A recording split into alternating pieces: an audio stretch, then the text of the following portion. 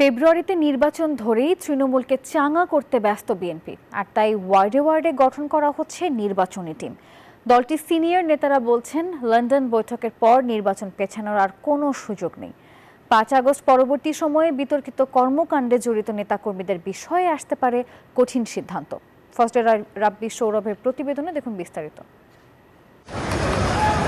লন্ডনে ডক্টর ইউনুস তারেক রহমান বৈঠকের পর স্বস্তি ফিরেছিল রাজনৈতিক মহলে।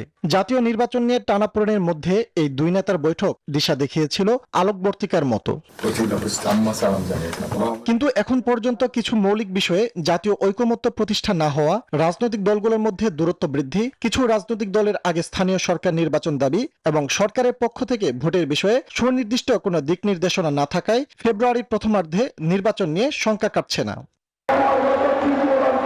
এমন বাস্তবতায় ফেব্রুয়ারিতে নির্বাচনের টার্গেট ধরেই প্রস্তুতি শুরু করেছে বিএনপি সহ সমমনার দলগুলো। তারা চায় লন্ডন বৈঠকে যৌথ ঘোষণা অনুযায়ী সরকার কার্যকর পদক্ষেপ গ্রহণ করুক। এক্সট্রিম মশার কয়েল প্ল্যান্ট ফাইবার দিয়ে তৈরি, তাই সহজে ভাঙে না, সুগন্ধিযুক্ত ও নিরবিচ্ছিন্নভাবে চলে। ডেঙ্গু, চিকুনগুনিয়া বাহি সহ যে কোনো মশার বিরুদ্ধে দেয় এক্সট্রিম সুরক্ষা। নির্বাচন করার জন্য যে পরিবেশটা লাগে, সেই পরিবেশটাকে বিঘ্নিত করার জন্য এখন কিছু লোক, কিছু দল নেমেছে।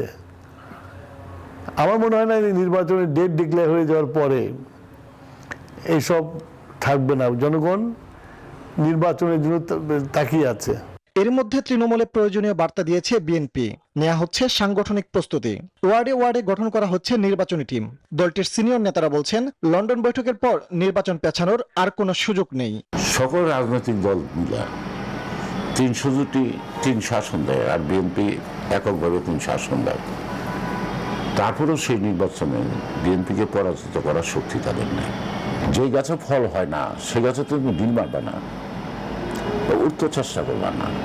যে গাছে ফল হয় তোমার একটু লোভ লাগতেই পারে, একটা ডিল মারতেই পারো, এটা পাইনি।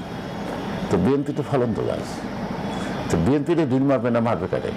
আওয়ামী লীগ মাঠে না থাকলেও এবারে নির্বাচন কঠিন হবে এমন বিবেচনায় প্রস্তুতি নিচ্ছে বিএনপি। একই সঙ্গে ৫ আগস্ট পরবর্তী সময়ে যাদের বিতর্কিত কর্মকাণ্ডের কারণে দল ক্ষতিগ্রস্ত হয়েছে তাদের বিষয়েও আসতে পারে কঠিন সিদ্ধান্ত। ফজলে রাব্বি সৌরভ, নিউজ 24, ঢাকা।